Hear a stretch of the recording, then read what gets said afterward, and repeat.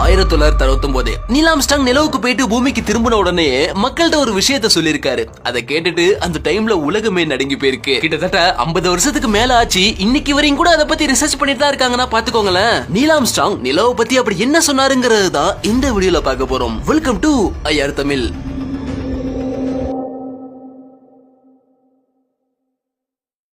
Neil Armstrong பூமிக்கு வந்த உடனே அவர்கிட்ட பல கேள்விகள் கேட்கப்படுது. அவரும் அதுக்கு பலவிதமான பதில்கள் சொல்றாரு. அதுல ஒண்ணுதான் பூமியை பத்தியும் நிலவை பத்தியும் முக்கியமான ஒரு விஷயத்த சொல்றாருங்க. நீல் ஆம்ஸ்ட்ராங் நிலவை பத்தி சொன்னது என்னன்னா, நிலவுல தரையிறங்கி ஆராய்ச்சிக்காக கொஞ்சம் தூரம் நடந்து போயிட்டு இருக்கும் பொழுது நிலவோட ஒரு பகுதியில தூரத்துல ஒரு பள்ளத்தாக்க பாக்குறாரு. உடனே ராக்கெட்ல கொண்டு வந்த ஒரு குட்டி மூன் லேண்டர் வாகனத்தை எடுத்து அதுல உட்காந்து அந்த பள்ளத்தை நோக்கி டிராவல் பண்ணி போறாரு. அது கிட்ட போக போக தான் தெரியுது அது பள்ளத்தாக்கு இல்ல, ஒரு மிகப்பெரிய விரிசல் அப்படின்னு. எஸ், நிலவோட ஒரு பகுதியில ஒரு விரிசல் நீளமா போறத பாக்குறாரு நீல் ஆம்ஸ்ட்ராங். இந்த விஷயத்தை பூமிக்கு வந்த உடனே சொல்லவும் தான் இதை கேட்டு எல்லாரும் மிரண்டு போக அன்னையில இருந்து நிலவுல ஏற்பட்ட இந்த மிகப்பெரிய விரிசலை பத்தி தொடர்ந்து ஆராய்ச்சி நடத்திட்டு இருந்திருக்காங்க. எப்படி நிலவுல இந்த விரிசல் ஏற்பட்டிருக்கும், ஒருவேளை நிலவுல நிலநடுக்கம் ஏற்பட்டிருக்குமோ, இப்படி எல்லாம் யோசிச்சுட்டு இருக்கும் பொழுதுதான் அவங்களுக்கு ஒரு ஷாக்கிங்கான விஷயம் கிடைக்குது. அதாவது ஒரு 1000 வருஷத்துக்கு முன்னாடி இந்தியால கேரள மாநில பகுதியில ஆட்சி செஞ்சுட்டு இருந்த ஒரு அரசன் இரவு நேரத்துல தன் அரண்மனை வாசல்ல நின்றுட்டு இருந்தப்போ வானத்துல பாத்துட்டு இருந்த நிலா திடீர்னு ரெண்டா பிளந்து மறுபடியும் மூடுறத பாக்குறாரு. இத பார்த்து மிரண்டு போன அந்த அரசன் செய்வதறியாம தகச்சு போய்